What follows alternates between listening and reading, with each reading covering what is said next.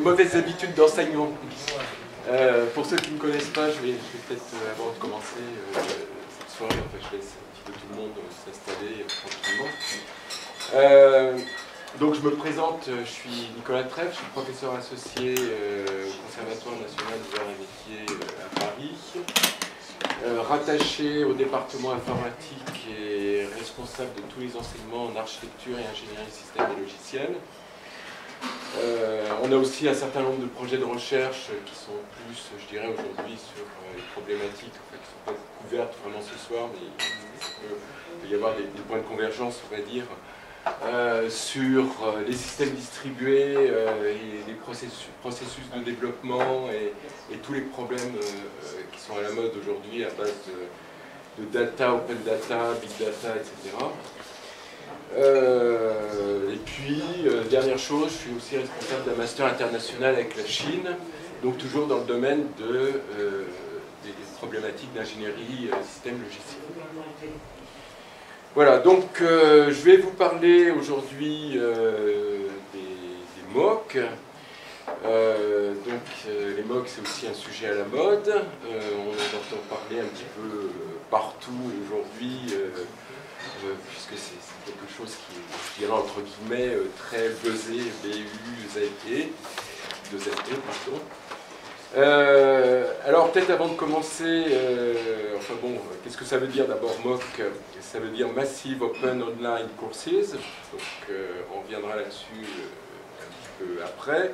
Donc traduction française, c'est cours en ligne ouvert et massif. Donc il y a quand même trois mots-clés qui sont importants, qui sont en ligne, ouvert et massif. Massif, c'est quelque chose de nouveau, en termes de terminologie. Ouvert, bon, c'est moins nouveau, et puis en ligne, c'est encore moins nouveau, puisque, je dirais, l'enseignement à distance et l'enseignement en ligne, on en entend parler depuis, je dirais, plus qu'une décennie. Si on prend l'exemple de ce que l'on fait au CNAM, justement, et on apprend des offres classiques de formation à distance depuis déjà un certain nombre d'années. On en reparlera par la suite. Alors vraiment, avant de commencer, je dirais, mon exposé, je vous propose qu'on fasse un petit sondage. Voilà. Alors, qui n'a jamais entendu parler de MOOC dans la salle? 1, 2. Donc c'est quelque chose de totalement nouveau pour vous deux. Bon, je me moque pas de vous. Hein. Très facile. Voilà. Pas avec le massif. Voilà, justement, massif, c'est. On va mettre l'accent là-dessus. Donc, ça, c'est la première question. Alors, deuxième question, pour ceux qui ont déjà entendu parler des MOOC, est-ce qu'ils ont déjà vu ce que c'est un MOOC concrètement? Non. Je suis inscrite à 3 MOOC. Alors, c'était la troisième question, tu as anticipé. Maintenant, qui est inscrit à un MOOC? Ou plus? Ah bah, il y a déjà un certain nombre de personnes. Voilà, donc je n'ai pas affaire qu'à des novices, puisqu'il y a un certain nombre d'entre vous qui sont inscrits. Alors j'avais envie de poser aussi une quatrième question, justement, parmi ceux qui sont inscrits. Pour quelles raisons vous êtes inscrits? Peut-être qu'on débattra ça un petit peu, puisqu'en fait mon exposé, je vais essayer de le faire un petit peu court, pour laisser quand même la place au débat, à la discussion, etc. Donc, quelles seraient vos motivations? Moi, ça me donne très envie de savoir, mais alors pour ceux qui ne connaissent pas, vous allez être complètement perdus là. Alors, bah, écoute, Martine par exemple, pourquoi tu t'es inscrite à des MOOC? D'abord pour tester, pour voir comment ça marchait, les MOOC, et puis parce que j'ai trouvé justement sur la plateforme Fun, je me suis inscrite à 3 MOOC juridiques qui sont faits par Assas. Donc c'est une façon de compléter ma formation juridique et donc un intérêt intellectuel. Moi, mon intérêt, c'est pas diplômant, hein. Je ne cherche pas un diplôme supplémentaire, c'est de la culture générale. D'accord. Alain, il me semble que tu t'es inscrit, non? Non, non. Ah, pardon. Alors vous, il me semble... C'est un peu la même chose, c'est pour avoir accès à une base de connaissances, il faudra approfondir sur certains sujets, suffisamment de choix pour ne pas se dire il y a un seul cours. Voilà, c'est ça. Et de manière personnelle, c'est-à-dire que c'est quand on veut, avec sa fréquence désirée, donc c'est ça aussi qui intéresse ce côté liberté. Oui, moi pour deux raisons. Alors, par plaisir, parce que bon, automatiquement, dès que j'ai vu que les cours du MIT étaient en ligne, j'ai voulu voir ce que c'était. Oui, bien sûr. Comment s'inscrire à un, puis après du 3, etc. Donc ça me paraissait indispensable, et aussi par nécessité, parce que je trouve que je fais du conseil pour les nouvelles technologies, pour les universités. Donc c'est un sujet obligé. Conseil nouvelle technologie pour les universités. Oui, oui, tout ce qui est schéma directeur numérique pour les universités. Voilà, d'accord. Alors moi je suis le MOOC sur l'espace mondial de Sciences Po en fait, donc c'est parfait. Alors pourquoi c'est par curiosité. Ça me ramène sur la relation depuis très longtemps et il y a peut-être la notion de rattraper le temps perdu. J'ai fait d'autres choses et puis je me dis tiens j'aurais bien fait Sciences Po à un moment. Donc c'est l'occasion qui m'est donnée 30 ans après de suivre Sciences Po. Donc, Marion, on a beaucoup de contenu disponible. Il y a pas mal de choses. Très bien, mais on reviendra sur ces problématiques par la suite. Donc, peut-être pour commencer, on va tout d'abord introduire ce qu'est un MOOC, puisque je vous ai dit cours en ligne ouvert et massif. Donc, 3 mots-clés. Donc en ligne, c'est ce que c'est disponible de chez soi, sur un poste de travail, à distance, à l'aide d'une liaison numérique et avec des débits qui aujourd'hui sont, la plupart du temps, satisfaisants, j'imagine. Alors ouvert, deuxième. Ouvert, c'est l'accès. L'accessibilité, le modèle économique, la possibilité d'accéder librement, la possibilité même d'interagir, la possibilité de modifier. On reviendra sur ces problèmes. Et puis massif. Massif, c'est ouvert à tout le monde. Donc ouvert, j'ai déjà ouvert, mais à tout le monde, everyone. Donc tout le monde peut s'inscrire sans restriction, avec la possibilité donc d'accéder à ces contenus sans restriction et quel que soit, je dirais, le niveau de qualification, bien sûr en sélectionnant les MOOC appropriés en fonction donc, du niveau de qualification. Voilà, donc pour résumer, ce sont des cours qui sont ouverts aux masses, j'ai pris la traduction directe, donc aux masses, c'est-à-dire à tout le monde, quel que soit, je dirais, son niveau de diplôme.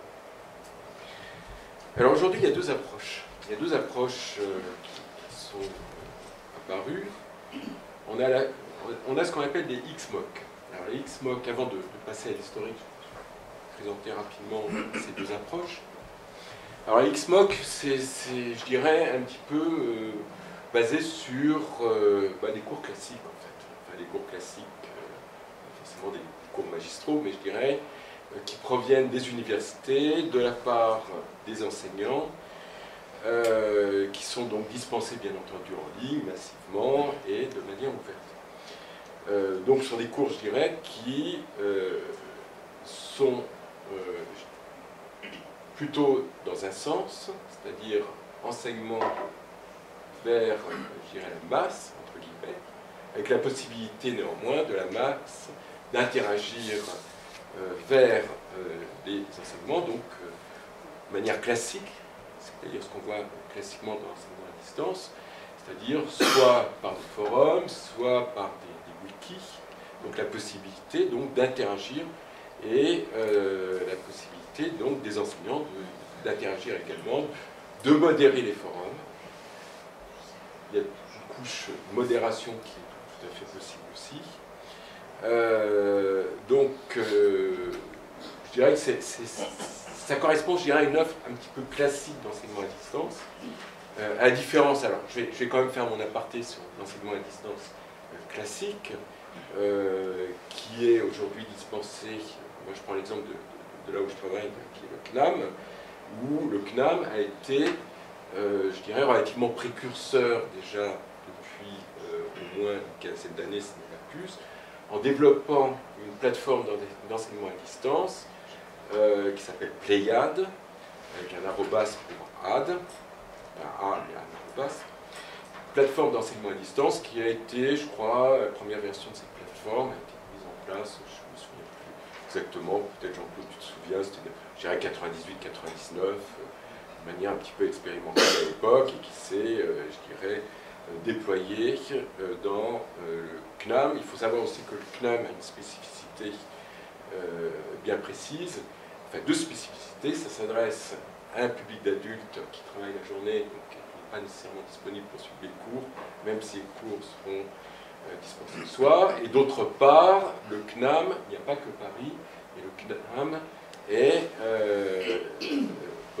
présente beaucoup de centres, on appelle des centres associés, des centres d'enseignement associés, qui se trouvent en région, en province, donc répartis, je dirais, dans la France entière. Je crois qu'au total, il y a environ une centaine de centres associés. Et ces centres associés, bien sûr, aujourd'hui une politique d'harmonisation des enseignements, et dans le cadre de cette politique, c'est évidemment d'offrir la possibilité de faire l'enseignement à distance, cette fois-ci classique. Alors l'enseignement à distance classique, à la différence de l'ouverture des MOOC, n'est pas ouvert, c'est-à-dire n'est accessible que sur inscription classique à des unités d'enseignement comme, je dirais, toute personne, tout étudiant qui veut s'inscrire à une formation classique, quel que soit le niveau de la formation au niveau universitaire. Donc c'est bien ce qui différencie, si vous voulez, l'enseignement à distance classique qui n'est pas ouvert, qui n'est pas massif, et qui est essentiellement en ligne. Donc quand je parle de cours en ligne ça s'appelle des MOOC, mais ça peut être aussi l'enseignement à distance classique. Il y a aussi même une CNEC qui fait de l'enseignement à distance classique, pour ça je connais moins bien, donc c'est pas ouvert, je dirais c'est ouvert un petit peu aux gens qui suivent plutôt des cursus en secondaire, adaptés, je dirais, aux élèves qui présentent des handicaps, des difficultés pour se déplacer temporairement ou sur la durée. Bien, alors, XMOOC, je résume, donc sont les cours traditionnels, en ligne, ouverts et massifs. Et puis on a les CMOOC. Alors CMOOC, c'est du collaboratif. Alors CMOOC, collaboratif entre participants.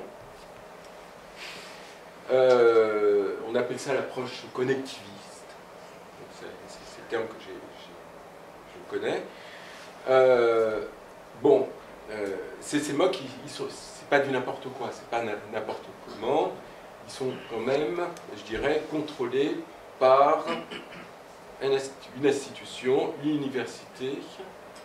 Mais le but, c'est un petit peu le principe du logiciel libre, en fait. C'est-à-dire, en fait, c'est une communauté qui va échanger, en général, c'est plutôt une communauté de chercheurs, qui va construire, je dirais, des cours en mode collaboratif, comme c'est fait dans le cadre du logiciel libre. Le logiciel libre, c'est du collaboratif pur, c'est-à-dire en fait, ce sont des équipes qui vont travailler sur une thématique précise et qui vont développer, je dirais, des bibliothèques d'applicatifs, des applications, des frameworks, et ainsi de suite. Et là, ce que l'on va faire selon une même modalité, c'est de construire des cours sur un mode collaboratif. Donc ce mode collaboratif, c'est pas du libre comme ça, il y a quand même un modérateur dans le principe du collaboratif. J'ai fait d'ailleurs un papier il n'y a pas très longtemps, l'année dernière, sur le collaboratif, un petit peu du sujet, bien qu'on soit dans le sujet sur les barcamps, le principe du barcamp, c'est, je dirais, un groupe de travail, un certain nombre de personnes qui vont se réunir de manière ouverte également, et qui vont travailler en une journée entière sur une thématique, mais cette thématique va être modérée. Donc c'est le même principe, on est dans une principe d'ouverture, mais de modération. Donc, le principe du CMOC, donc, c'est du collaboratif au sens Barcamp, au sens collaboratif qu'on voit aussi dans le logiciel libre, au sens modération. Donc, tout le monde peut s'inscrire, mais les contributions sont modérées par un coach, un chef de projet, un principe de la modération. Voilà, donc ça, c'est les deux types d'approches qui sont reconnues. Alors, d'où ça vient? Un petit historique. Donc ça vient bien sûr, enfin bien sûr, c'est pas si évident que ça vient des US, parce que les US, c'est quand même, sont toujours un petit peu, entre guillemets, en avance. Donc ça remonte en 2001, et en 2001, le MIT lance une initiative qui s'appelle donc OpenCourseware, dans le but de mettre à disposition je dirais au public au sens large, des cours en accès libre de droit de propriété intellectuelle, donc avec une licence Creative Commons. Donc ça, c'était le principe, c'est-à-dire en fait, ce que j'ai oublié de dire tout à l'heure quand je parlais des cours classiques, je dirais en ligne, il y a les questions de droit de propriété aussi qui s'appliquent. C'est-à-dire, aujourd'hui, moi je fais des cours en ligne que je dispense, tout simplement mettre des PowerPoint à disposition de mes élèves. Évidemment, il y a des copyrights dessus, j'indique reproduction interdite, sauf autorisation, etc. Donc là, c'est se libérer de cette licence, donc Creative Commons, enfin de la licence Creative Commons, avec le but donc de permettre que ces cours puissent être ouverts, reproductibles, je dirais amendés par justement une approche collaborative telle que j'ai parlé tout à l'heure. Donc libérer des normes des formes de droit de propriété intellectuelle. Donc ça, c'est la première chose, c'est la première initiative qui remonte à 2001.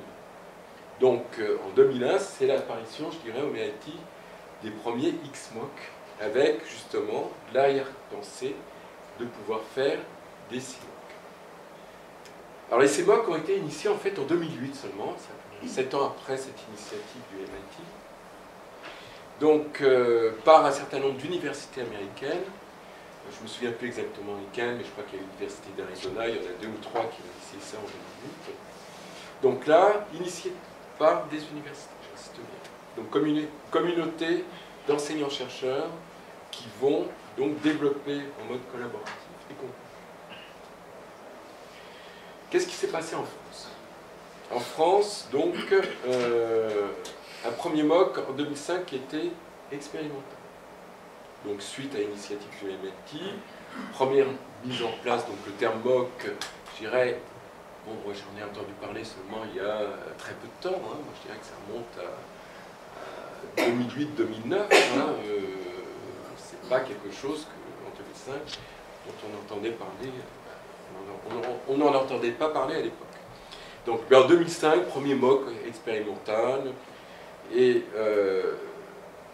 en fait, il a fallu attendre 2013, donc c'est vraiment extrêmement récent, je dirais septembre 2013, la rentrée de cette année, c'est-à-dire il y a quelques mois, pour que soient mis en place les premiers MOOC réels, qui sont des MOOC institutionnels, donc qui sont tous des XMOOC. Donc, ces XMOOC institutionnels, École centrale, Mines, X, Sciences Po, Assas. Bon. Donc, tout ça en 2013. Première mise en place. Et puis, en fait, c'est pour la mise en place de ces MOOC et pour les centraliser, le ministère de la Recherche et de l'Enseignement supérieur s'est fortement intéressé à la question, et plutôt que chacun fait son petit truc dans son coin, a décidé de mettre en place, ce dont vous parliez tout à l'heure, notamment Martine et vous, une plateforme qui s'appelle FUN, donc du ministère. FUN, ça veut dire France Université Numérique, donc l'initiative du ministère, dans le souci d'héberger donc l'ensemble des MOOC existants ou à venir. Aujourd'hui, sur cette plateforme, je pense que c'est quelque chose qui va être amené à bouger énormément. Aujourd'hui, je crois qu'il y a des MOOC qui viennent de 22 institutions différentes. Et évidemment, c'est amené à se développer très très rapidement, puisque cette plateforme donc, a été mise en place en octobre 2013, donc c'est extrêmement récent, et déployée en janvier 2014, c'est-à-dire avec la possibilité de pouvoir accéder au MOOC seulement il y a à peine un mois. Vous voyez, donc c'est trop récent. Donc j'aurais bien voulu avoir une petite vidéo, vous présenter un petit peu comment ça se présente, etc. Bon, je pense que chacun pourra regarder tranquillement par la suite. Donc la première offre MOOC, alors moi je suis un petit peu impliqué, je dirais, indirectement dans cette offre, puisque j'ai des collègues du CNAM qui... enfin, il y a un certain nombre de cours qui sont proposés par le CNAM, et entre autres, des collègues qui travaillent, je dirais, sur le numérique, notamment sur les jeux vidéo, qui sont Pierre Cubaud et Stéphane Latkin, qui ont fait leur premier MOOC en informatique, en informatique, au CNAM. Bon, il y a un MOOC sur le management. Donc, comment ça se passe? Alors, le CNAM, quand vous accédez sur la page internet du CNAM, il y a évidemment aujourd'hui, je dirais, présentation des nouveautés, des initiatives dans le domaine numérique et de l'enseignement. Et sur la page principale, donc, il y a le CNAM et les MOOC. Donc, si vous regardez un petit peu plus près comment ça fonctionne, vous cliquez donc pour voir un petit peu sur les MOOC du CNAM. Donc, il y a une petite présentation d'une minute de chacun des MOOC sous forme de vidéo, qui permet ensuite, une fois qu'on a vu la vidéo, si vous êtes intéressé, vous allez sur la plateforme pour suivre notre formation. Alors cette plateforme, ce qui est extrêmement important, c'est d'accès, je dirais, donc à distance, et d'accès ouvert, et d'accès libre. Bien sûr, ces cours sont accessibles gratuitement, mais il faut s'inscrire. C'est-à-dire qu'on ne peut pas accéder comme ça. On doit laisser, je dirais, sa signature, sa trace, dire on doit être inscrit. Donc l'inscription est extrêmement simple. Hein. C'est nom, prénom, adresse électronique, et je pense 2-3 petites choses en plus. Enfin, moi je suis inscrit personnellement également. Et une fois que vous êtes inscrit sur cette plateforme, vous avez accès à l'ensemble de l'offre. Donc là je parle de FUN parce que vous savez bien. Je n'ai pas été voir toutes les plateformes qui existent dans le monde entier évidemment. Mais vous avez accès donc à toute l'offre de toutes les universités françaises, du CNAM, excusez-moi, et vous pouvez vous inscrire donc à tous les cours qui sont disponibles en fonction donc évidemment de vos domaines d'intérêt. Donc ces cours sont en ligne. Alors qu'est-ce que c'est ces cours? Moi je n'ai pas tout regardé, hein, je n'ai pas eu le temps. En général, ça se présente plutôt sous la forme de vidéo. C'est-à-dire, en fait, c'est quelque chose, c'est plutôt, je dirais, une vidéo. Alors, c'est pas une vidéo unique, c'est pas une heure, mais c'est un ensemble de vidéos, c'est-à-dire, il y a un vrai programme pédagogique. Donc, c'est typiquement du XMOOC, avec un vrai programme pédagogique, avec des séquences de cours à suivre. Ils sont français? Oui. Là, ils sont en français, oui. En Il faut français. les mettre sur ton téléphone. Voilà. Ça marche. Ah ben, chacun peut prendre son smartphone et accéder. Voilà. D'ailleurs, il y a peut-être même une application pour les smartphones, ça je sais pas. Bon, ils sont accessibles peut-être sur tablette, c'est évident, mais sur smartphone, ça j'ai pas été. Donc vous avez accès au contenu de manière libre. et sur inscription, mais en suivant donc un programme pédagogique. Donc vous avez accès au contenu, vous avez la possibilité d'interagir, puisqu'il y a un forum, qui est le forum pour chacun des enseignements. Ces forums, je dirais, sont modérés ou non, ça dépend des choix des enseignants. Avec la possibilité donc de poser des questions ou d'interagir entre les différents élèves.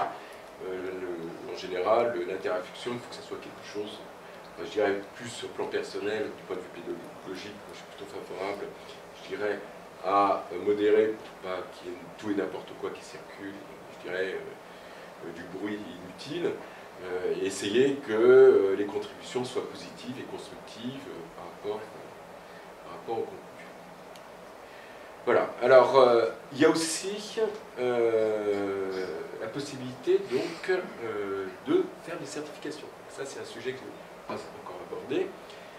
Dans les XMOOC, possibilité donc de se faire certifier, puisque les XMOOC sont hébergés par les universités et sont, je dirais, correspondent donc à une politique d'université, une politique globale, comme je l'ai dit tout à l'heure, du ministère de l'Enseignement supérieur et de la Recherche, avec une possibilité de certification. Alors, possibilité de certification, c'est quoi la certification? Certification, c'est une certification du type « j'ai suivi tel MOOC » et j'ai passé un examen qui est la plupart du temps un QCM.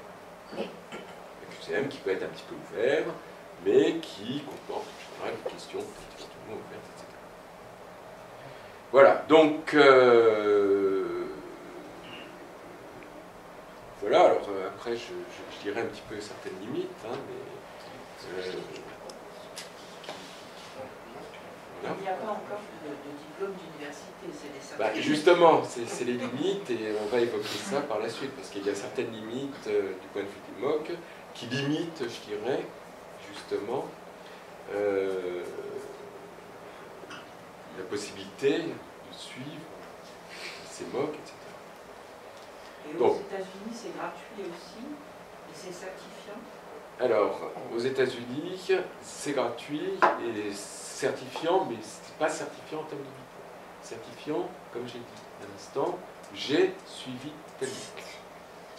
Mais je vais revenir là-dessus après, parce que justement, il y a un gros débat sur la question de la certification, et la certification a ses propres limites.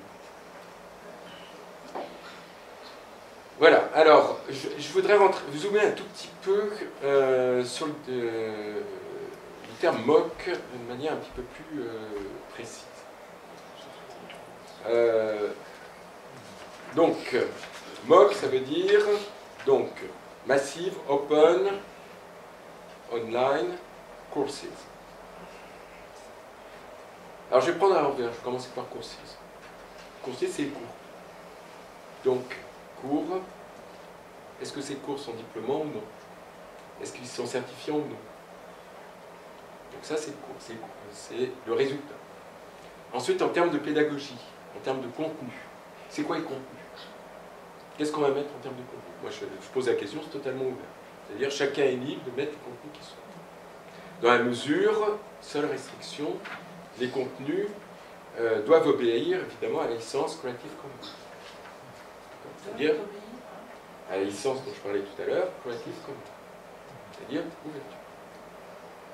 Donc, mais la pédagogie. Ça n'est pas le cas sur Fun, hein. Comment? Ça n'est pas du tout le cas. On signe un accord pour dire qu'on ne réutilisera pas le support de cours.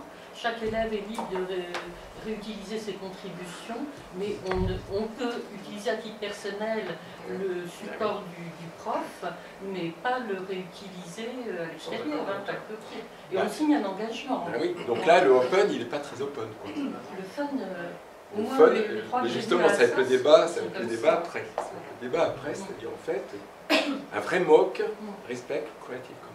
Et là, justement, on a des restrictions. On a plein de restrictions, hein, sauf... Enfin, je vais en reparler après. Mais, moi, je suis dans le MOOC absolu. Creative Commons. Enfin, ça, c'est l'aspect open. Donc, pédagogie. Je reviens sur les contenus, c'est des vidéos, ça peut être des PowerPoint, c'est de l'interactivité, ça peut être de l'accessibilité, accessibilité. Bon. Alors comme c'est open et qu'on s'inscrit quand même login, mot de passe, bon, évidemment, pour s'inscrire.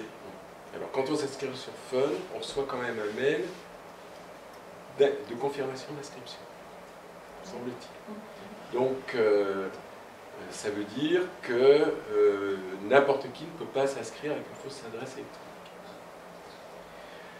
électronique. Donc online, c'est les problèmes classiques, alors les problèmes de performance des plateformes, d'accessibilité, donc là je passe très vite là-dessus parce que c'est du classique. Hein. Donc c'est pas un problème spécifique au MOOC, hein, les problèmes non fonctionnels. Alors open maintenant. Alors open, évidemment open ça veut dire c'est ouvert à tout le monde, accès libre. Bon, sous réserve d'inscription, je pense que c'est important quand même. Toutes les questions liées au droit de propriété. C'est open, ce que j'ai déjà mentionné. Et puis open, c'est business model. C'est-à-dire en fait un organisme qui va dispenser une formation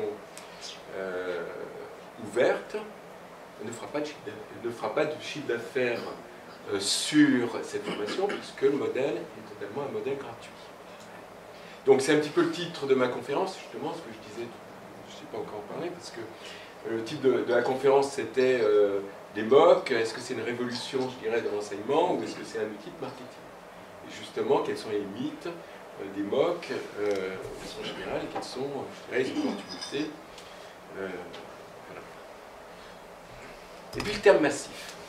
Alors, le terme massif, justement, ça on n'en a pas beaucoup parlé. C'est combien d'inscrits? Combien d'inscrits, sachant que, je prends l'exemple du MOOC du CNAM, en éco-gestion, enfin, dans l'équipe management et société, qui porte sur le management. On a déjà plus que... Donc le problème du massif, c'est un réel problème. Et Véronique a posé la bonne question. Comment gère-t-on 100 000 inscrits? Voilà. Donc c'est la deuxième question, justement, parce que tout à l'heure, il y avait déjà une première question sur laquelle je reviendrai sur la certification. Donc,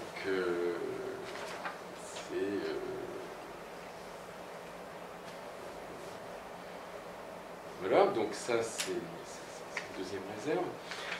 Enfin, réserve, on reviendra là-dessus, évidemment. Voilà, donc tout le problème du massif, c'est le problème qui, justement,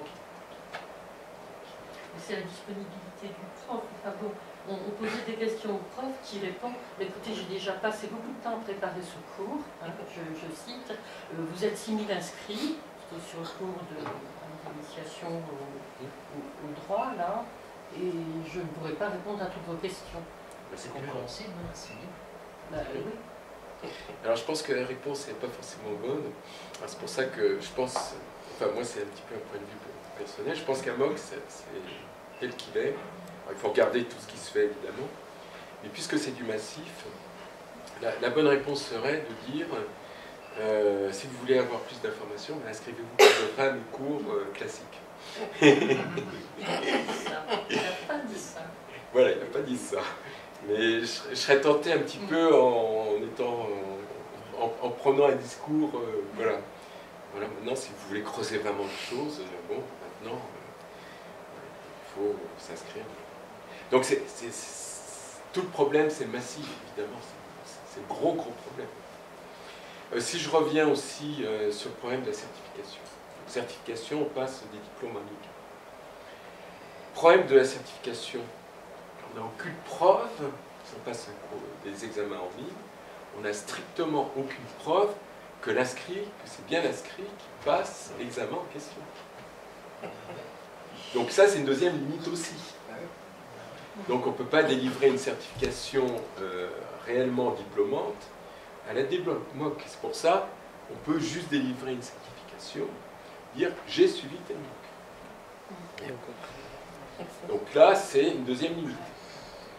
Donc deux limites qu'on a déjà vues, qui sont donc, je pense qu'on a abordé les points durs là, parce que ce sont vraiment les deux vraies limites. Après, il y a des limites un petit peu plus d'un cran en dessous, sur lesquelles je reviendrai, je résumerai un petit peu en conclusion par la suite. Donc, voilà, donc moi je voulais vous faire une petite démo sur la plateforme Fun, mais alors je vais quand même reprendre un petit peu les fonctionnalités. Moi j'ai passé dans le cadre d'une méthodologie CMMI, on pouvait être auditeur et avoir une certification. Donc on passait on était obligé d'aller dans un centre dans lequel on mettait dans une machine, on lançait le programme, on avait un moniteur. Et on passait et c'était certifié parce que quelqu'un avait vérifié justement. Ah oui, que c'est bien vous. Donc voilà, donc c'est.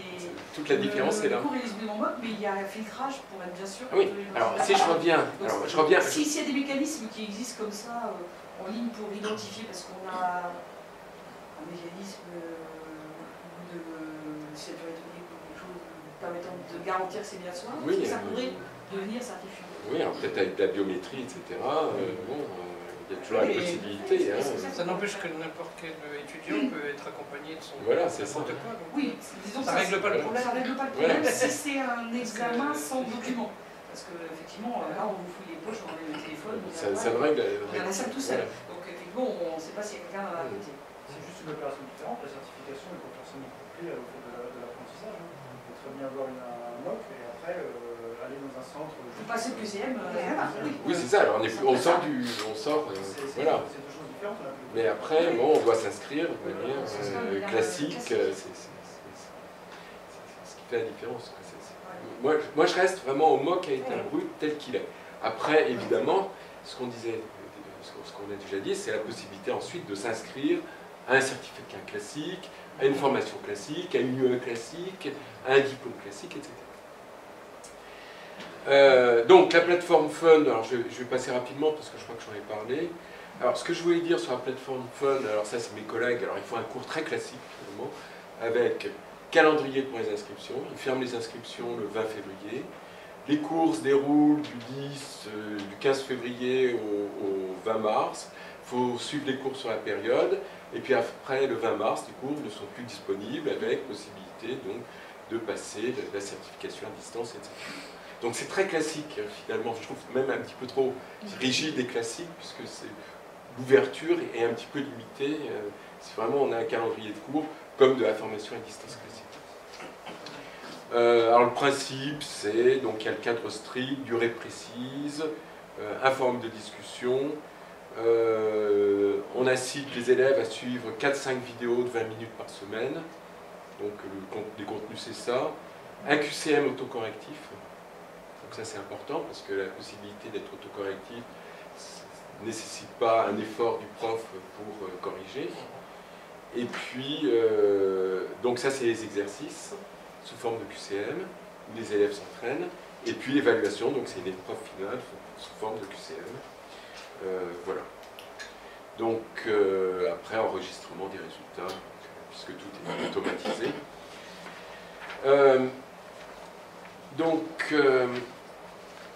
Donc ça c'est le principe. Le principe même de la plateforme. Alors ce qu'on a vu, c'est que la plateforme française, comme plusieurs d'entre nous l'ont dit, elle a un petit peu ses limites, c'est-à-dire en fait, bon, finalement on a des cours qui sont des séquences, c'est pas totalement ouvert. C'est pas ouvert en termes de droit, Martine l'a bien précisé. Pas de support écrit. Il y a certaines vidéos qui sont sous-titrées, mais pas toutes. Alors sous-titrage avec plein de fautes d'orthographe. Allez, soyons gentils, c'est expérimental. Ouais, c'est expérimental. Quand même, bon, des fois c'est un peu juste. Et puis quand on demande au prof, ben, on aimerait bien avoir un PDF, il dit non, on est déjà assez piraté comme ça dans les universités. Voilà. Donc là, prenez des notes. Voilà, on est dans le débat franco-français des réticences, etc. Ils y vont quand même à reculons. Oui, oui. Les fautes d'orthographe, c'était à SAS? Ouais. Moi j'ai passé, j'ai eu pareil sur l'inscription avec l'université Henri Tudor au Luxembourg, des petites choses sur des méthodes comme Prince2, etc. Où on avait la possibilité, quand on était sur un espace interactif, on pouvait reprendre quand on voulait les scénarios, on avait le QCM pareil pour voir. À la fin on nous disait bravo, vous avez réussi, on avait une petite attestation par électronique. On pouvait signaler s'il y avait des fautes ou autres, on signaler des erreurs, et on a un retour, et on pouvait l'imprimer. Et ça, c'était il y a 5 ans, quoi. Donc on était d'abord en retard, quoi, en France. Donc il y a des étudiants qui font dans le wiki, qui font la synthèse, ou qui font des résumés, ou qui retranscrivent complètement ce qu'a dit le prof, hein, mot à mot, et on peut effectivement recopier le contenu du wiki. Mais le prof ne fournit aucun support écrit. Et le wiki, ça fait un peu du CMOC finalement. Voilà. Et la Mais retranscription, peut-être pas forcément modéré aussi. et la retranscription écrite des élèves pose toujours un problème de copyright. Absolument. Mais Parce que l'un des problèmes que l'on peut avoir, c'est qu'un prof qui fait un cours, si les élèves enregistrent complètement le cours, ils peuvent après le diffuser, et effectivement, ils peuvent le transcrire et le diffuser, ce qui fait que ça pose un problème aussi pour on peut enregistrer la vidéo. intellectuel. Oui, c'est On peut ça. enregistrer la vidéo. Oui, c'est du... Je pense que vous avez été confronté à ce problème-là, c'est-à-dire que vous avez sans doute des étudiants qui vous ont filmé. Ah bah ça arrive aujourd'hui, on est en train de mettre les cours, Ah ouais. ça on peut rien faire. C'est pareil, je donne Ah bah, quelques cours Ah bah les dans une étudiants... école d'ingénieur et je me suis aperçu Non, mais qu'il y a des vidéos qui circulent à votre vue. Oui, mais moi j'en ai vu en Chine par exemple. Ouais, comme moi je fais mes J'étais un cours petit en peu français, je suis surpris, tranquille, mais bon, une Voilà. vidéo sans contenu, c'est pas passionnant. Donc, bah, surtout, oui. je trouve que c'est limité. Alors, est-ce que des collègues chinois vont pomper mes cours et puis refaire mes cours? Bon, enfin, peu importe. Non, non, mais dramatique, ça pose un problème Mais de c'est- propriété il y a quand- intellectuelle. voilà, ça, il y a Maîtrise. des questions un petit peu... on peut pas tout maîtriser, malheureusement, c'est ça. aujourd'hui, avec l'ouverture, c'est tout le problème. Donc là, effectivement, on met en place un certain nombre de choses, enfin, au niveau du ministère, je dis bien, pour limiter l'accès au contenu. Mais aujourd'hui, il suffit de googliser, taper un mot-clé, et puis des mots-clés, et puis on trouve des contenus de toute façon qui sont libres, totalement indépendamment des MOOC, c'est-à-dire des gens qui mettent leurs cours à disposition de tout le monde, cette fois-ci sous forme de PDF. C'est plutôt le rôle des professeurs qui diffère. Maintenant, on a accès à une connaissance. Après, c'est le rôle du professeur, c'est de faire autre chose que simplement d'utiliser la connaissance. Le fichier de support, oui. C'est tout le discours qui va avec et qui... Oui. Par exemple, des sociétés comme le SEI, Software Engineering Institute, fait beaucoup de supports spéciaux. Il a fait mon copyright, mais ce qu'il dit, c'est qu'on n'a pas le droit de prendre le contenu si on dit, on met la petite phrase. Si on indique Si on l'origine. indique, voilà, l'origine, support issu du SEI ou avec la. Donc, ils autorisent si on cite la source. Et du coup, tout le monde effectivement autorise le modèle, mais en citant, en faisant une petite note de bas de page en disant voilà, le schéma issu du SEI. Du coup, ça permet de diffuser du savoir. C'est pas de la mais c'est quand même très... on a le droit de le faire. Il faut juste rendre à César ce qui est à César. Citer ses sources, ce qui est un peu d'éthique. Voilà, donc, voilà grosso modo, alors peut-être pour conclure, c'est pour ça que je disais que l'exposé sera un petit peu rapide, puisque je voulais quand même illustrer un petit peu, qu'on voit un petit peu de manière concrète, je dirais que chacun.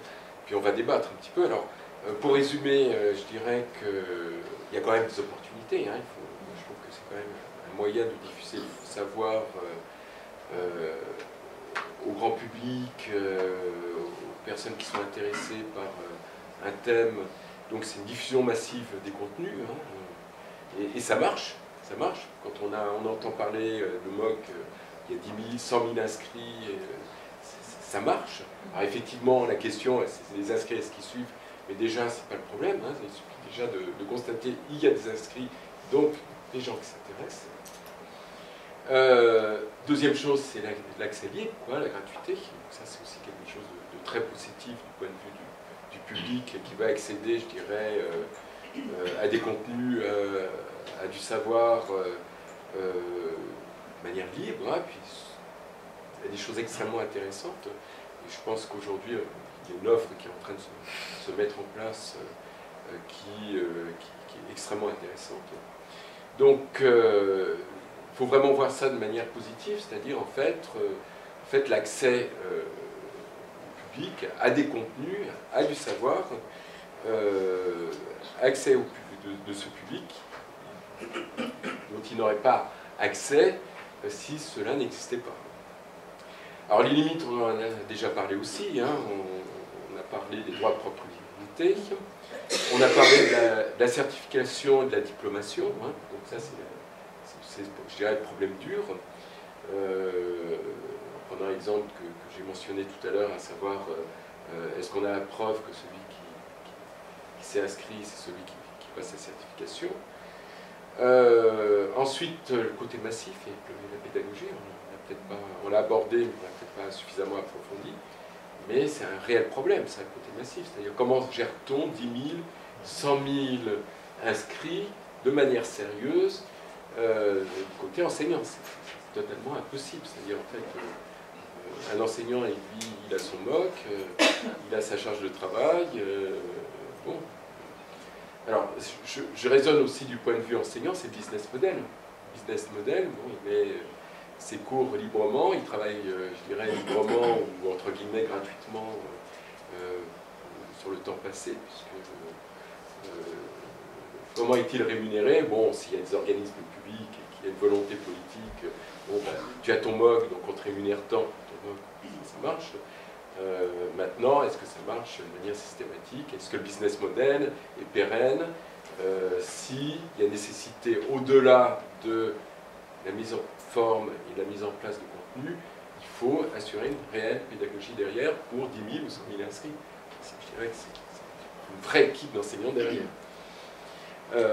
Donc c'est les limites, je dirais, des MOOC, c'est-à-dire c'est l'interactivité. Alors l'interactivité, elle peut être sous la forme de wiki, c'est-à-dire plus des élèves qui discutent, ou de forums modérés, mais un forum modéré, s'il y a toutes les minutes une interaction ou quelque chose, donc en termes de modération, ça fait 60 trucs à modérer par heure. Si on prend 24 heures, bon, vous voyez, on arrive quand même à des choses totalement ingérables.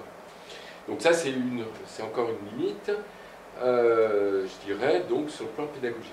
Business model aussi, voilà, mais c'est peut-être la limite du MOOC en lui-même, hein, c'est la question qu'on peut se poser, c'est-à-dire en fait la limite du MOOC, c'est qu'est-ce que c'est un MOOC, et à quel moment un MOOC est un MOOC et un MOOC n'est plus un MOOC. C'est toute la question.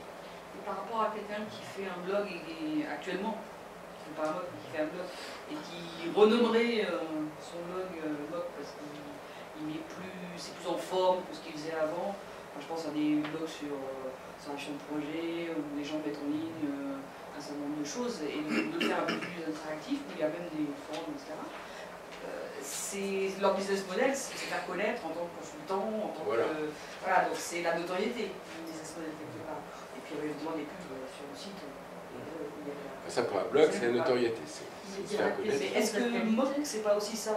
La qualité des contenus, parce que bon, je peux écrire n'importe quelle connerie, mettre ça dans un MOOC et répandre des théories révisionnistes diverses. C'est-à-dire un blog, il n'y a aucun contrôle. Quand on est dans un MOOC, on appartient à une institution. Donc on représente l'institution. Quand tu suis les MOOC d'Assas, il y a la couche sur Assas. Mais oui, et je sais que le prof, il est prof à Assas, il est connu, s'il dit une connerie, tout le monde le saura, bon, il peut faire taper sur les doigts. Non mais c'est ça, c'est toujours quand même dans le cadre de la loi. Quoi qu'on fasse, on reste dans le cadre de la loi. Je veux dire, on n'a pas le droit... du moins en France, hein, ça c'est les MOOC à la française. Hein. Les MOOC à l'américaine, c'est peut-être différent. On parle bien des MOOC à la française. Parce qu'on voit qu'il y a plein de startups là. Enfin, j'ai regardé MOOC startup, il y en a 3 ou 4 qui sont créés depuis 3 ou 4 mois pour créer des MOOC. Il y a Coursera. Oui, alors ils vont faire du CMOOC là. C'est pas du XMOOC. Oui, mais il y a d'autres startups françaises dont ils viennent d'être primés. Ils sont en train de lancer. Oui, mais on peut... Il doit y avoir un business model. Oui, mais on peut se poser le problème. Est-ce qu'ils se mettent à disposition de gens qui veulent faire des MOOC? Est-ce que c'est des créateurs comme ça ou est-ce que... Non, mais la question, là, quand ce sont des startups qui veulent faire des MOOC, etc., il y a la question des certifications ensuite. On ne peut pas délivrer une certification. Ah, je ne dis pas que c'est des certifications, mais ils doivent forcément avoir, si c'est des startups, forcément avoir un business model derrière. Donc soit ils se positionnent comme étant créateurs pour des gens qui veulent faire des MOOC, soit ils sont eux-mêmes créateurs de MOOC, mais ils font de la pub et d'autres choses. Créer un MOOC, ça veut dire quoi? C'est créer une plateforme et fournir des contenus. Oui, mais du coup les contenus peuvent être gratuits si la plateforme permet Je veux dire, de se rémunérer via de la pub, via des clics, via des choses comme ça. on n'a pas besoin de créer une plateforme, on peut s'appuyer sur... Enfin, je m'appuie sur Moodle, je m'appuie sur n'importe quoi. Bien sûr, Moodle, ça marche très bien. C'est une plateforme. Je n'ai pas une création. Non, non, mais on peut imaginer des startups qui veulent faire D'accord. une plateforme optimisée, je ne sais pas. Enfin, Actuellement, les enseignants ne sont pas rémunérés pour mettre en cours. alors aujourd'hui, c'est... Alors, de notre point de vue, nous ne sommes pas rémunérés, mais on fait un petit peu de copier-coller de nos cours classiques, on va dire. Voilà. Donc on met à disposition une partie de nos cours, notamment quand on fait des vidéos, des enregistrements. En fait, c'est pas autre chose. Mes collègues dont je parlais tout à l'heure, c'est un cours qu'ils font à l'ENCHMIN, donc c'est l'École nationale des jeux multimédia, je ne sais plus ce que ça veut dire exactement, et interactif. Donc c'est une école qui se trouve à Angoulême et qui est spécialisée dans les jeux vidéo. Donc je sais très bien que leurs contenus sont des contenus qui sont, je dirais, 10 ou 5% des cours qu'ils dispensent sur place. Ça me donne l'impression que le MOOC, c'est finalement la version moderne de ce qu'on avait avant, l'université du temps libre. Où les gens allaient Non, c'est... à la fac, quand ils étaient en retraite. Oui, enfin... C'est la vulgarisation d'un savoir. C'est peut-être tout simplement ça, en fait. Il n'y a Oui, pas d'autre ambition. Et peut-être de votre côté, en tant qu'enseignant, il y a une espèce de prototype. Oui, En train de donner faire partager. C'est un peu la vulgarisation, tout à fait, parce que c'est une bonne question. Ça peut absolument être la vulgarisation de termes parfois techniques, on ne sait pas on peut exactement présenter des choses de manière très, je dirais, pédagogique, de base, des concepts qui sont complexes dès lors qu'on... C'est un côté élitiste quand même à la culture, là, ça permet à tout un chacun d'accéder à peut-être quelque chose auquel il n'aurait pas accès dans d'autres moyens. Tout à fait. Et ça fait bien partie de la mission de l'université, cette vulgarisation. Moi, je voudrais poser 3 questions sur par rapport à la nouvelle problématique qui se pose au MOOC,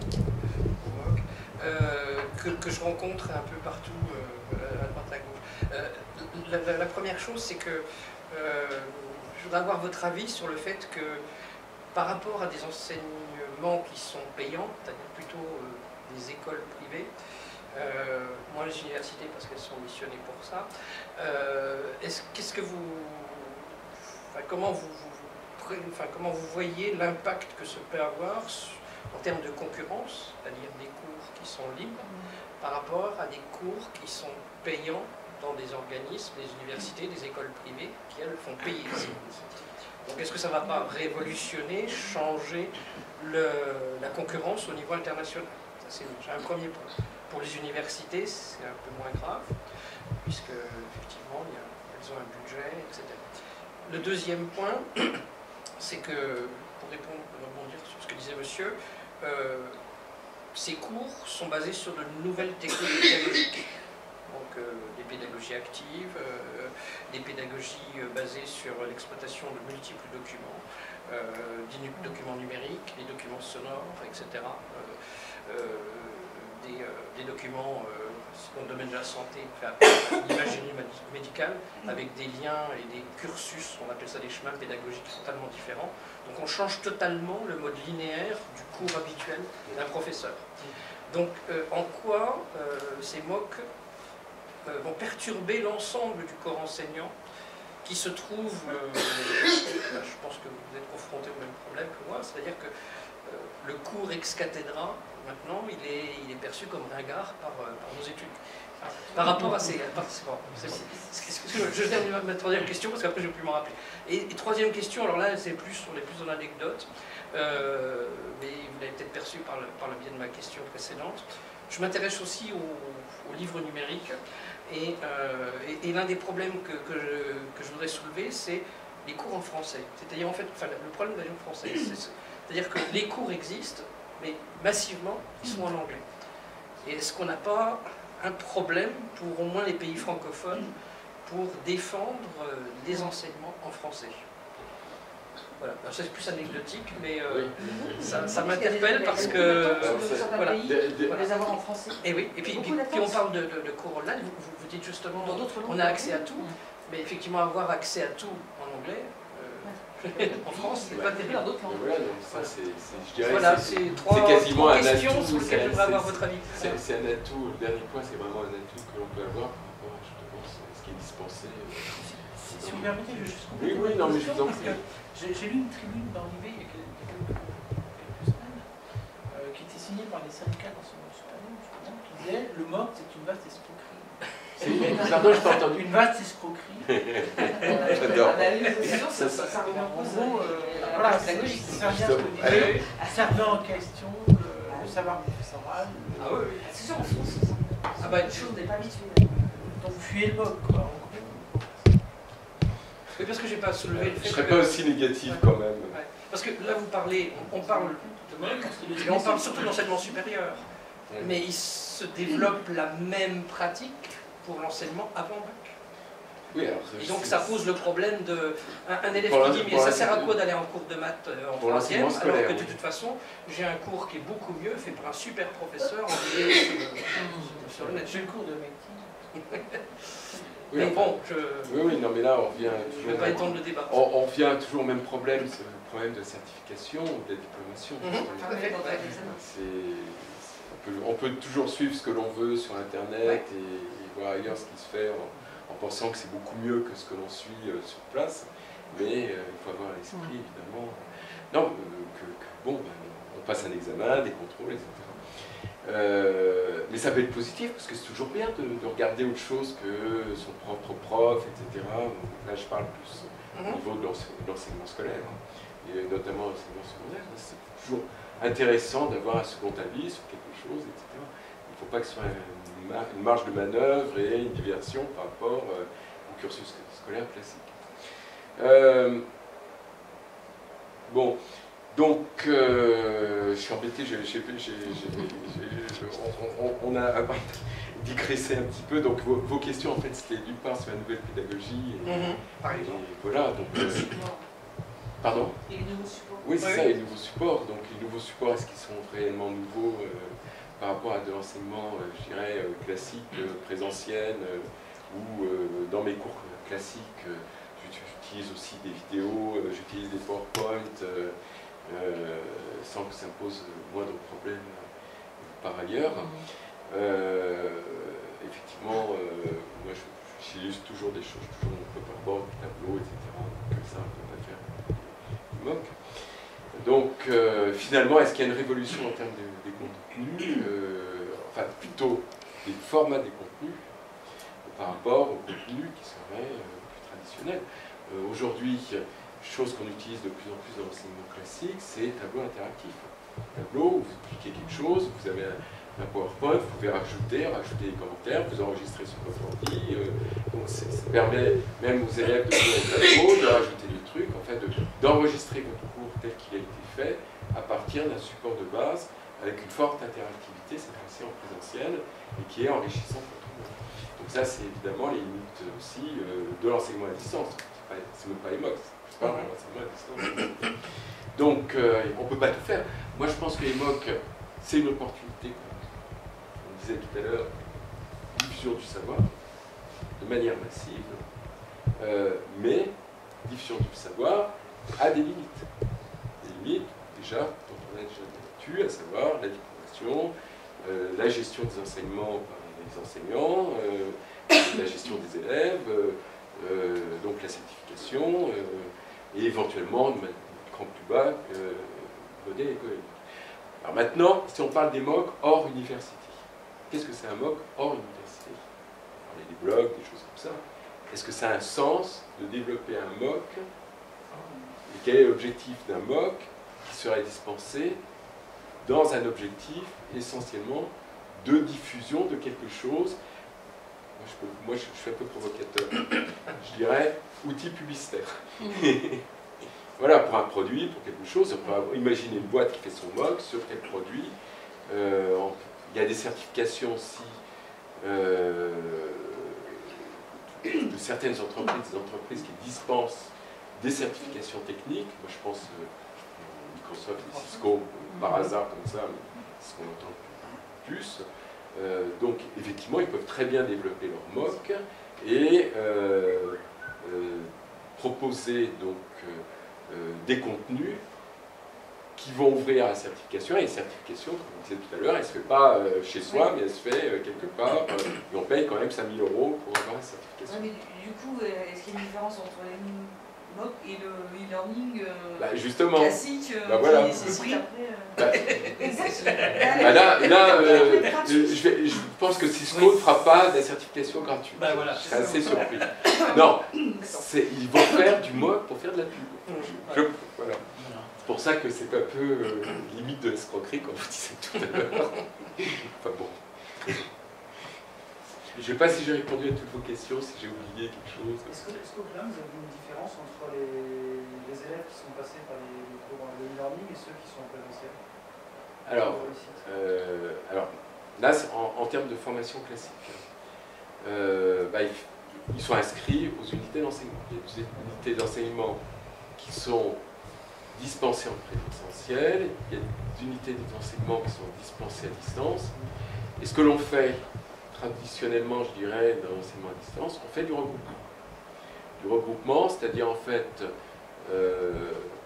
regroupement c'est quoi? Il y a 3 séances de regroupement ici. Donc c'est pas complètement de l'enseignement à distance. Alors les gens qui sont vraiment à distance, bon, ils ne pourront pas se regrouper, mais pendant le regroupement, on crée de l'interactivité en permettant aux élèves qui sont à distance d'interagir directement avec le prof, puisqu'il y a des caméras, etc. Donc c'est du regroupement, mais sur une tranche horaire extrêmement précise. C'est pas du regroupement sur d'autres questions. Nicolas, est-ce qu'il n'y a pas des sujets qui seront très difficiles à traiter de cette façon-là? Est-ce qu'on peut imaginer des cours de résistance des matériaux, de physique du solide, sous cette forme? Écoute, on peut toujours avoir une introduction sous cette forme, mais il faut des TP de toute façon. Oui, c'est ce que... c'est une vulgarisation, une introduction, s'y prête bien, mais si on veut vraiment un cours approfondi, c'est tout à fait à la limite de l'enseignement à distance aussi, c'est-à-dire en fait vraiment des cours approfondis où il faut vraiment des vrais TP et dans lequel on a vraiment des contraintes avec je dirais du matériel où il faut manipuler vraiment des choses. Là, c'est typiquement les limites de l'enseignement à distance. C'est-à-dire, en fait, l'enseignement à distance peut être beaucoup plus dispensé dans une discipline, on va dire, molle ou dure comme l'informatique, mais dès lors qu'on sort, je dirais, si on est dans les métiers de l'ingénierie classique, là, ça semble... On peut faire de la formation à distance, mais que partiellement. Voilà, c'est sur simulateur. Oui, mais bon, parfois, il y a besoin de mettre les mains dans le cambouis. Enfin, moi, je ne suis pas spécialiste du domaine, mais... Surtout en chimie, en physique. J'ai des écoles de mécanique qui se développent de sérieuses gammes de simulation. Oui, on peut faire beaucoup de choses en simulation. Oui. C'est en train de se développer. C'est des domaines qui se... Oui, après, on aborde justement les sujets de sérieuses gammes, etc. Voilà. Après, on pourrait coupler ça à un autre truc, ça serait avec la validation des acquis d'expérience. Tout à l'heure, on parlait simplement de la certification, comme si c'était vraiment quelque chose d'obligatoire. Quelqu'un qui ne serait pas précis, il passerait par des MOOC, après, dans le cadre de son travail, il progresse, et après, il fait valider d'une autre manière.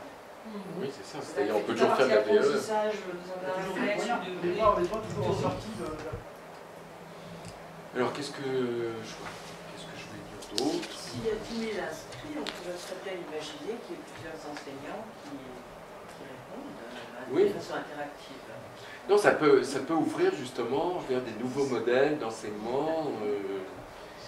Ça, c'est une réflexion que l'on a à l'heure actuelle au CNAM, c'est-à-dire en fait, on est en train de réfléchir, on a un schéma directeur du numérique aussi chez nous, et perspective des enseignements en 2020. C'est-à-dire en fait,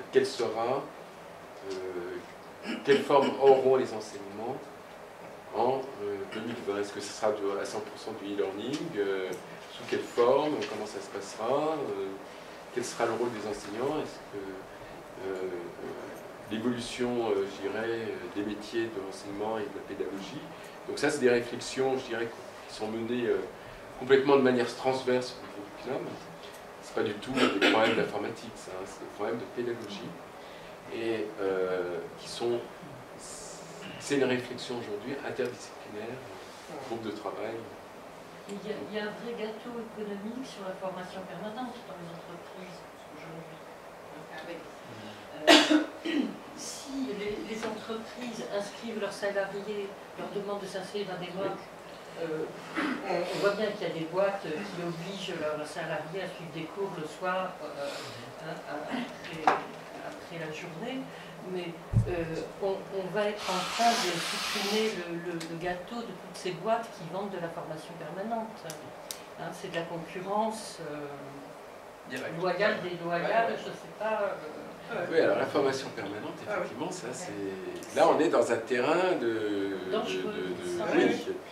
Là, on est sur une autre problème. Oui, surtout que les entreprises, la formation leur coûte cher, alors que là, en passant par des MOOC, ça leur coûte beaucoup moins cher. Moins cher, je veux dire. Oui. C'est même... voilà. Là, le vrai risque, sur les modèles de formation, le vrai risque est là. C'est pour ça que je parlais de quel est pour vous les impacts que vous pressentez à la fois sur les écoles privées, sur les instituts privés, etc.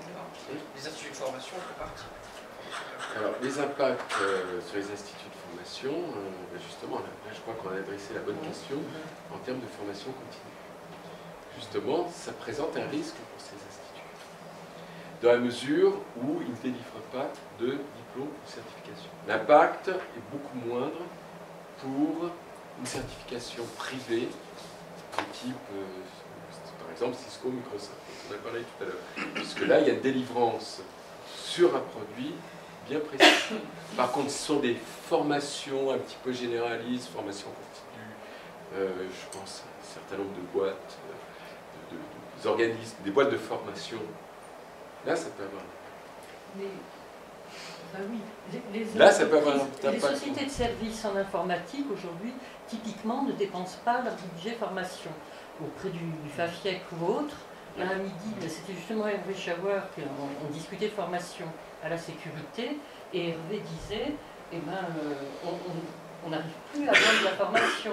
Et les entreprises, effectivement, ce qui n'est pas utilisé par le FAFIEC en fin d'exercice est rendu au ministère. Hein. Donc les fonds sont perdus pour la formation. Donc pourquoi les entreprises ne veulent pas former leur personnel? Parce que ça coûte du temps. Hein.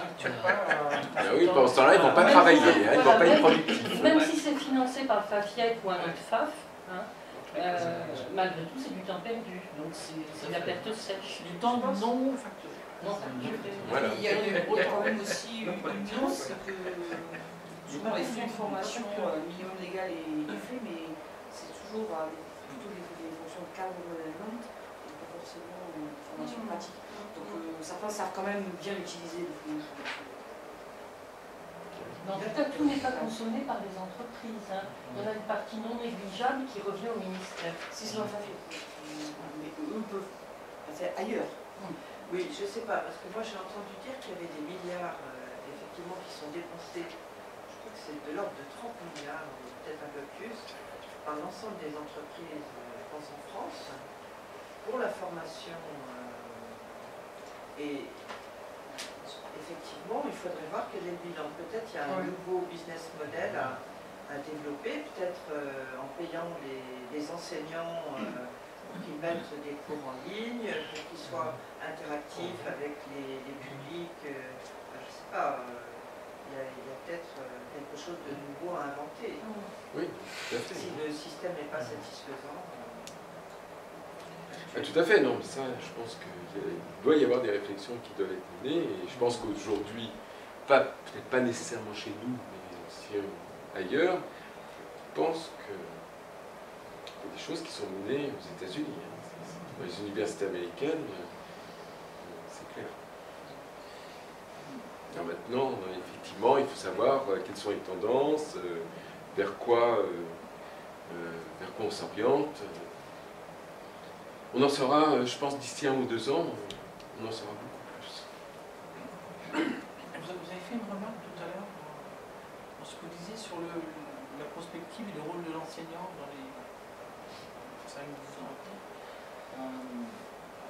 J'ai entendu ça il n'y a pas très longtemps sur une radio périphérique, où on disait que l'enseignant se transformerait peut-être avec le temps, moins en un dispenseur de savoir que plus en tant qu'un intermédiaire, un facilitateur, puisque l'information ou le savoir est disponible partout, et que peut-être l'enseignant, il est au milieu de tout ça, et lui peut dire, complétez le cours que je vous donne par tel site, telle info, et ça change fondamentalement, c'est un petit peu ça change fondamentalement son cours.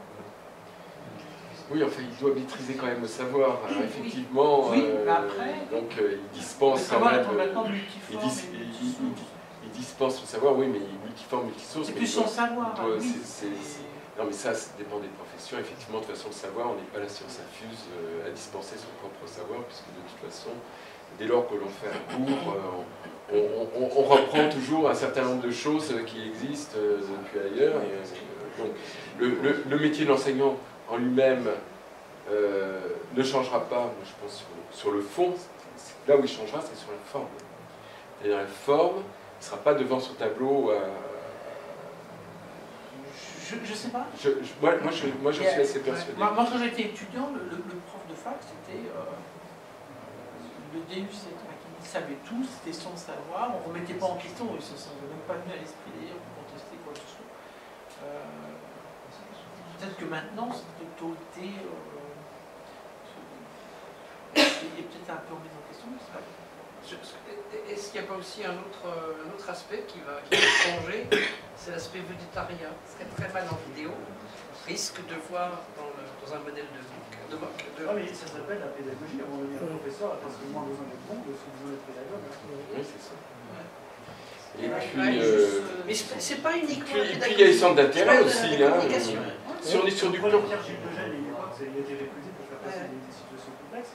Voilà, c'est le genre de typique de personnage qu'on a eu dans mais que ça soit pédagogue dans une classe ou sur un mock, c'est à peu près la même chose. Oui. Mais ça passe pas le retour, il n'y a pas le retour direct. Il n'y a pas le retour direct, mais ces élèves, s'ils ne font pas passer le message, ils font passer le message. Parler devant une caméra, c'est très statique, je vois, il y en a qui passent très bien, et puis il y en a qui sont pas à l'aise. Et puis si tu n'as pas les élèves en face qui te regardent, tu ne parles pas de la même façon. Oui, mais aujourd'hui, il y a les tweets qui peuvent être interactifs. Mais c'est pas en direct. Non, mais les mocks, ça ne tweet pas. C'est pas direct. Oui, mais c'est enregistré. Tu le regardes quand tu veux, quand tu as le temps, la nuit. Vous aurez le même phénomène qu'avec les films mais, il y aura une partie de la population qui n'arrivera pas à s'adapter, une autre partie s'adaptera. En même temps, c'est peut-être aussi la façon de faire le mock. Si on peut très bien faire un mock avec un public, on voit que ça répond pas, l'enregistrer, et après le diffuser.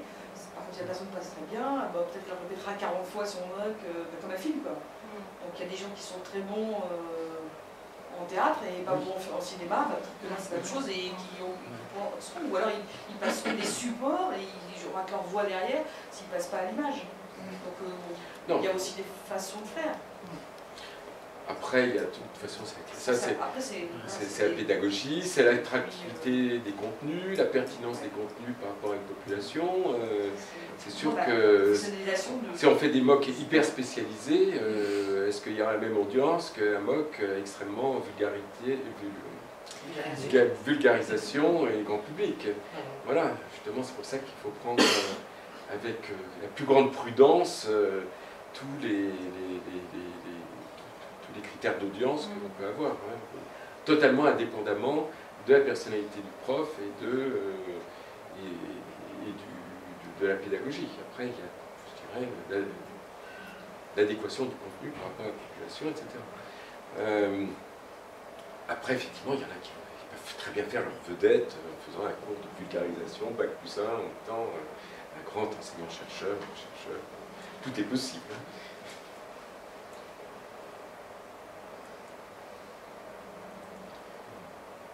Voilà.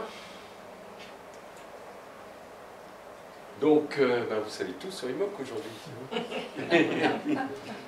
Peut-être pas tout parce qu'on n'a pas projeté. Donc, on a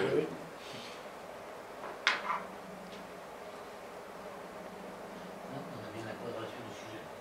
Voilà, on a bien cerné. Maintenant, il n'y a plus qu'à attendre. On se retrouve. Moi, je propose qu'on se retrouve d'ici 2 ans pour faire un premier bilan, voir si c'est. Parce que ça peut être aussi un. Ce que j'ai oublié de dire, ça peut être tout simplement un phénomène de mode. Vous savez, il y a toujours la fameuse courbe comme ça, je ne sais pas comment elle s'appelle. Voilà. Donc on est en plein, au sommet du premier truc.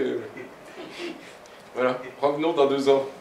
Dans 2 ans, peut-être qu'on parlera d'autre chose. Ce qui serait intéressant, c'est de savoir, si elles avait la possibilité de savoir, donc lorsqu'il y a tant de personnes qui s'inscrivent à un mois, parce que c'est quand même massif, il y a, je sais pas, 100 000 personnes, et puis qui suivent les cours pendant 2 mois, 3 mois, de savoir, il y en a 100 000 qui s'inscrivent et combien il en reste à la fin. Ah mais ça, oui. Il y aura des statistiques. Justement, c'est tous les problèmes d'indicateurs, d'audience, d'indicateurs. Après, c'est vrai qu'on n'a pas débattu des indicateurs, mais je pense que là, les notions d'indicateurs sont extrêmement importantes, c'est-à-dire en termes de qu'est-ce qu'on mesure, quels sont les critères de succès. Vous avez la possibilité d'identifier, est-ce qu'il y a la possibilité d'identifier chaque personne qui écoute en fait? Bah, je pense que... Par l'IP, par le... Tu te logues de toute façon. Ah oui, on se logue. Donc tu te logues, donc tu Mais ça dépend des la même cours. personne ou pas. Si tu te logs d'endroits différents, c'est plutôt ton IP. Par contre, si tu es enregistré, tu dois te Non, mais de toute façon, le mot de passe. Hein. Si tu as un login mot de passe pour certains, donc login mot de passe, donc là, il y a la possibilité de savoir si on suit vraiment le truc ou pas. Là, ils ont tout pour savoir. Les statistiques sont très différentes suivant les organismes. Oui, Là, bien sûr. je vais parler pour... Comme je fais partie d'IBM, on a des cours en ligne Big Data, par exemple, et on a... donc il y a une restitution... quand vous paramétrez vos données, vous dites si vous voulez, si vous acceptez ou non que votre nom figure dans les statistiques. Mais on a la liste, alors je crois que IBM se vante d'avoir, je ne sais plus combien, 800 000, 900 000 inscrits par le monde en ce moment sur les sujets Big Data, enfin sur le cours Big Data. Inscrits, ça ne veut pas dire, je le disais tout à l'heure, qu'ils les suivent.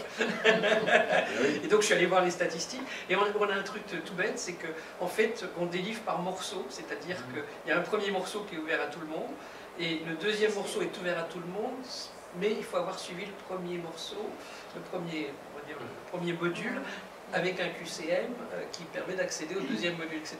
Et donc, effectivement, on voit la liste. Je me suis amusé à... Parce qu'on peut sélectionner par pays, donc j'ai regardé ceux qui étaient inscrits en Tchécoslovaquie, en Inde, etc. En Inde, ils sont énormément. Et j'ai pris toute la liste de ceux qui sont inscrits en France. J'ai comme ça pu regarder tous les collègues qui étaient inscrits, et tous ceux qui étaient inscrits au premier module, et tous ceux qui étaient inscrits au deuxième module. Voilà, bon, bah, on le voit, il y en a plein de gens qui s'inscrivent, et puis après, voilà, c'est un peu comme l'annuaire, on feuillette un peu, puis après on décroche. Voilà, donc ça dépend, il y en a qui mettent les statistiques en ligne, il y en a d'autres qui ne les mettent pas. Mais je pense qu'effectivement, il y a une grande différence entre ceux qui vont, enfin surtout qu'en plus il y a le mouvement du début, entre ceux qui s'inscrivent et ceux qui suivent complètement. Mais je crois que l'INSA, je me suis inscrit à des cours à l'INSA, et c'est justement ce qui est intéressant, c'est que la certification se passe sur les lieux. Voilà, c'est l'idéal. Voilà, c'est toute la différence. Je crois que vous avez signalé le point fort, c'est l'université, c'est elle qui est encore maître de la certification et elle doit le faire sur place. Oui, et puis si on débat du sujet de l'école de Xavier Niel 43, justement, c'est tout le problème de l'école 43. L'école 43 qui pourrait tout faire en MOOC. Là, il n'y a pas de problème, parce que justement, il n'y a pas la certification. Après, tout dépend des objectifs des personnes, si c'est d'acquérir une compétence ou un diplôme. Bien sûr. C'est vrai qu'en France, si on n'a pas de diplôme, on a un petit peu de mal après à le rendre. Aux États-Unis, on sait faire ou on ne sait pas faire. Donc, tout dépend du marché du travail. Voilà, du marché du travail. Donc, il suffit d'avoir acquis la compétence, de toute façon on l'approuve, et puis même si on n'a pas le diplôme, c'est pas grave. En France, c'est carrément impossible. Donc, du coup, voilà. Et après, ou sauf si on vend une prestation en attestant qu'on a... voilà. Oui, ça peut changer, ça. C'est en voie d'évolution. Oui, mais du coup, même les gens qui pour le plaisir ont envie de suivre un MOOC, n'ont pas envie d'avoir la certification, ils ont juste envie de connaître le sujet, par plaisir intellectuel, voilà.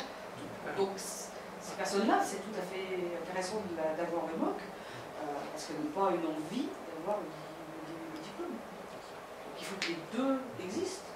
Ben, moi, ce que je... Pour ceux qui veulent valoriser leur acquis, pour ceux qui c'est juste pour un plaisir ben, moi, de connaissance. Au-delà du plaisir, moi je trouve que ce qui est quand même formidable, c'est que ce savoir soit accessible au monde entier, quoi. Je veux dire qu'une personne qui est infirmière au fin fond de l'Afrique, mais qui n'a pas la possibilité ni les moyens, etc., de suivre d'aller se former dans une université, etc., par le biais de ses cours, va pouvoir s'enrichir et faire un travail de meilleure qualité, en dehors de toute certification et de diplôme. Et je pense que là, on a un axe de progrès pour l'humanité qui est absolument fabuleux dans ce système. Même au service, on n'a pas toujours en termes de formation initiale, mais maintenant on est de plus en plus continuer. Ça, c'est un métier. Ouais, comme monsieur qui veut suivre un cours de Sandro, là, non, mais c'est vrai. C'est un accès au savoir formidable. C'est un plaisir. C'est mieux que les livres. C'est un plaisir. Et ça, c'est très... C'est pas solitaire. C'est très réjouissant, en dehors de toutes les limites. Ça va? C'est ça. Bah, peut-être, hein, peut-être se faire plaisir. On va conclure avec ça. Voilà. Il moque pour se faire plaisir. C'est le premier critère. Alors, si vous plaisir, on a déjà gagné. Voilà, ben, c'est l'heure. Hein. Merci à tous.